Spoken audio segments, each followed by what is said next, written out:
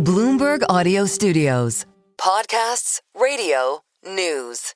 In January, a group of Bloomberg journalists, including senior Businessweek writer Devin Leonard, flew to the small city of Bentonville in northwest Arkansas.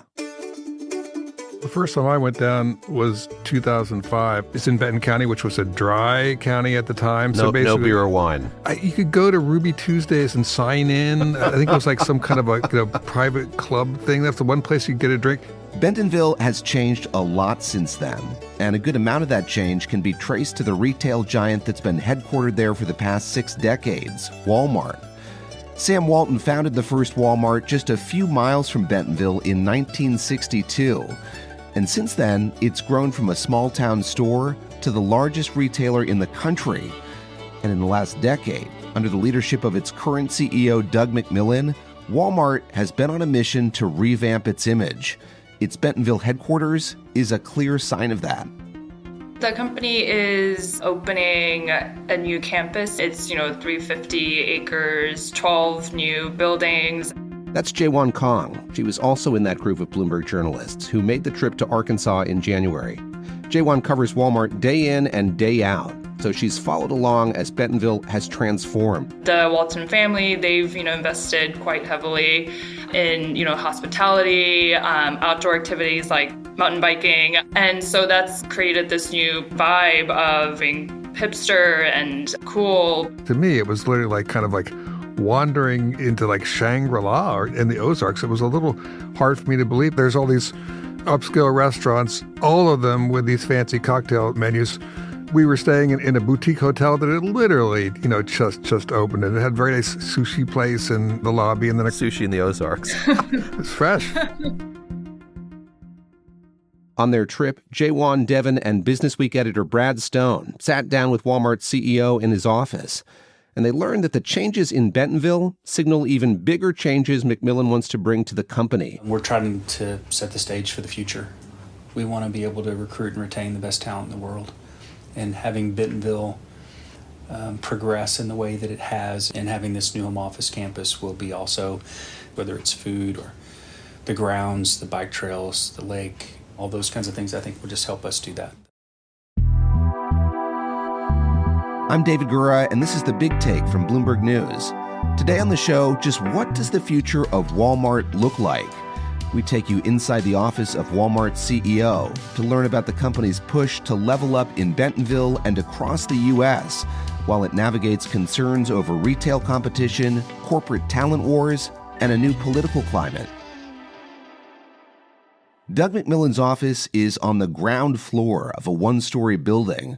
Bloomberg's Devin Leonard says it's the longtime Walmart headquarters. The window looks out on the parking lot. It looks like an office, more suitable for, the head of a regional trucking company than, a multi-billion-dollar global company, America's biggest retailer. But it makes sense given Walmart's history. Walmart founder Sam Walton put in place a low-price guarantee, and his mantra for decades has been save money, live better.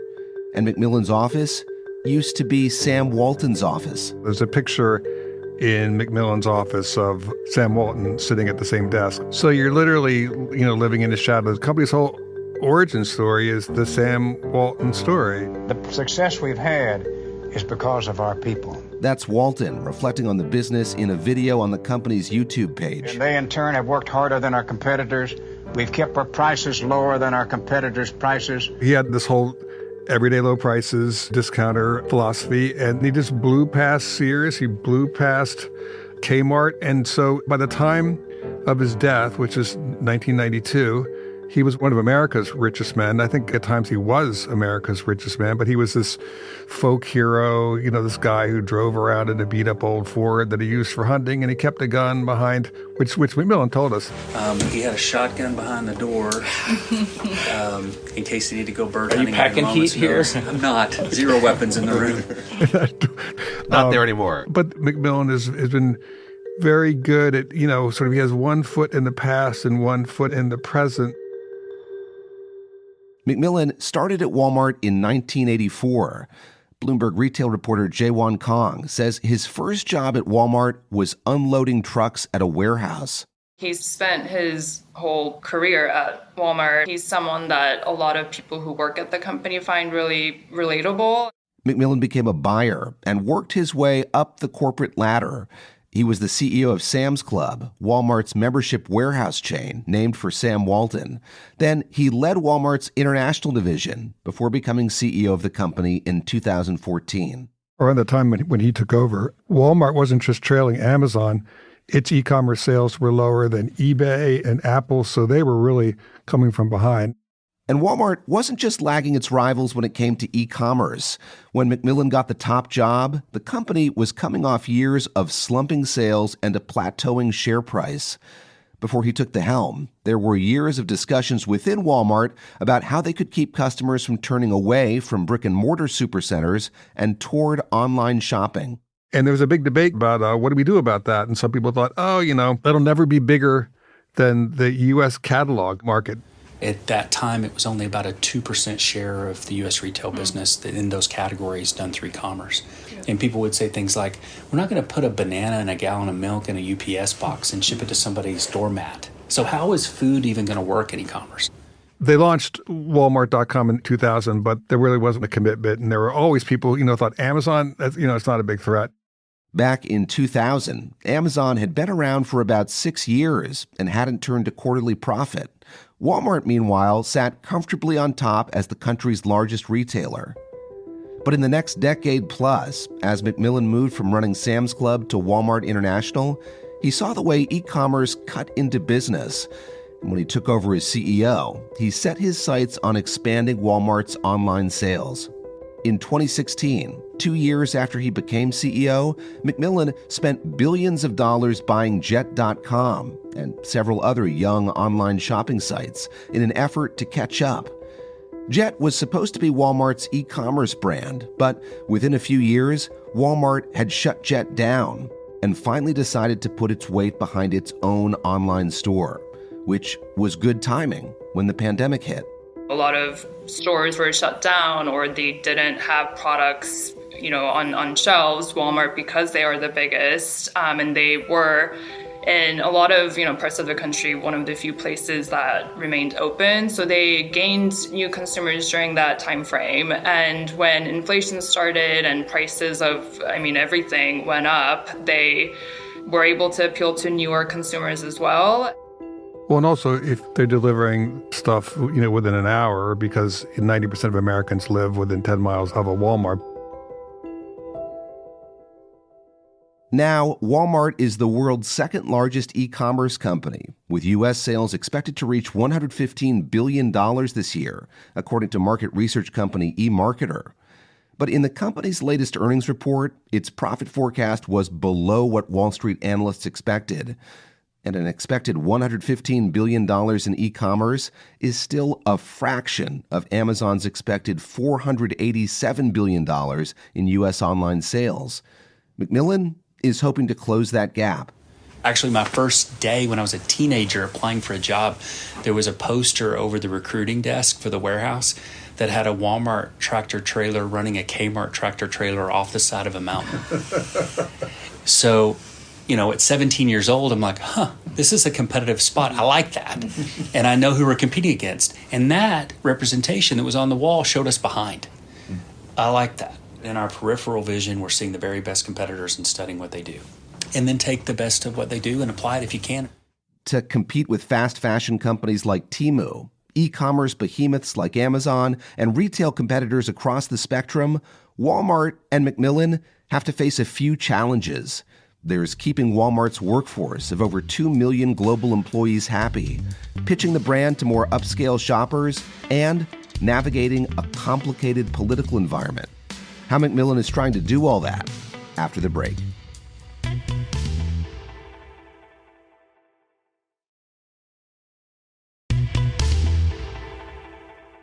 To keep Walmart on top, Doug McMillon wants it to appeal to as broad an audience as possible.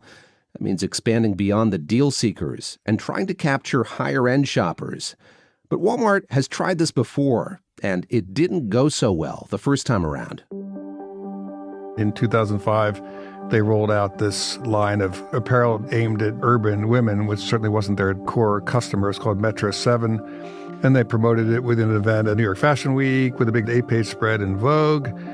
That kind of bombed because the clothing really didn't appeal to upscale buyers. Then it was too expensive for their core customer. They also embarked on something not long after that called Project Impact, which was an attempt to make the stores look and feel a little more like Target, which traditionally appealed to a more affluent demographic. And that didn't work out either. I mean, they kind of widened aisles and took items off the shelf, and they kind of had to reverse a lot of that. So now they're kind of doing that again. They have 2 new clothing lines, Scoop and Free Assembly, and J1 and I went to a New York Fashion Week show. Their creative director is Brandon Maxwell, who's the pretty well-known fashion designer. He's Project Runway fame. Yeah, and done dresses for Michelle Obama. And at the same time, they've embarked on a big sort of rebooting of a lot of their stores. They're sort of walking a tightrope. You walk around and you see fancier, pizzas and things like that. At the same time, you see $2 displays of Velveeta cheese and things like that. And they say it's working. Walmart reports that more than 75% of their market share gain last fall came from customers with annual incomes of over $100,000. And the company is hoping its e-commerce business will extend those gains because shoppers who wouldn't normally set foot in a Walmart store can buy from the retailer online. Shoppers like Bethany Frankel of Real Housewives of New York fame, who bought a new bag on Walmart's website. Frankel posted a review of that bag on TikTok. It's a knockoff of the Hermes Birkin bag, which some people call a workin. So here's the thing. This is $85. This is like $12,000. This is like flying private. This is like flying Spirit in the luggage compartment. While she said the workin was Spirit Airlines quality compared to the real thing, she still found plenty of things to compliment. And inside, it actually doesn't look all that different. The bag went viral, and then the company took it down. After all, it was a fake. It's worth noting, even though it's sold on the Walmart.com marketplace, it's not something Walmart makes. Walmart.com now, just like Amazon, sells third-party products. Managing the customer experience and trying to build trust and being responsible for things in a world where you don't actually own all the inventory and make all the decisions is more challenging. If managing a marketplace whose inventory it doesn't fully control is one challenge, an even bigger one is managing a company with Trump back in the White House. Every CEO of Walmart for the past half-century has worked with the sitting U.S. president. It's part of the job. But during Trump's first term, McMillon made his criticisms of the president known. In 2017, he condemned Trump's response to a violent protest in Charlottesville, Virginia, saying Trump missed an opportunity to, quote, bring the country together by unequivocally rejecting the appalling actions of white supremacists, unquote. And even before that, he'd weighed in occasionally on some hot-button social issues. Doing things like lobbying state officials in Arkansas not to pass a bill that would have restricted LGBT rights. It's not clear he'll be taking the same tack this time around. In early January, McMillon traveled to Florida for a meeting at Mar-a-Lago. And this is what he said he told Trump. We're here long term. We're a large employer. We serve a lot of people. We want the country to thrive. How can we be helpful? Like many U.S.-based multinational companies, Walmart will be affected by the president's protectionist policies.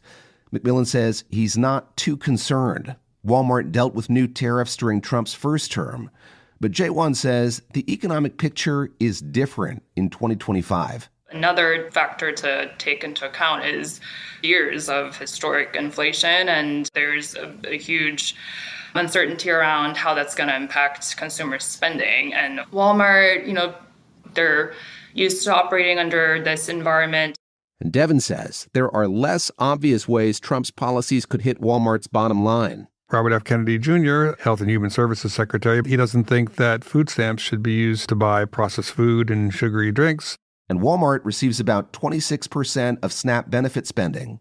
While McMillon tackles these challenges, he said that at the top of his mind is the ordinary task of being boss, recruiting and retaining good talent. When he took over in 2014, Walmart faced dissatisfaction from some employees who were trying to organize. McMillon raised the company's starting wage and offered better benefits. Everything we do, wages, cash bonuses, equity, healthcare decisions, we're trying to build a ladder that people want to get on to build a career, not just come for a job for a year or two. Successful store managers can now make over $600,000 a year. The company also recruits employees from Google and Amazon. And last year, Walmart shares rose by 72%. And in the years ahead, McMillon's big bet on Bentonville could test things. The company is closing some satellite offices and asking many employees to relocate to the new Arkansas headquarters. McMillon himself is also moving desks and will soon say goodbye to Sam Walton's storied office in the old HQ. It's still a hard sell, even with all this quote-unquote cooler stuff and people riding around in e-bikes and fancy co-working centers and great cocktails. Doug and the other executives are super focused on keeping their momentum going, keeping up with competition and growing and making sure that they don't fall behind again.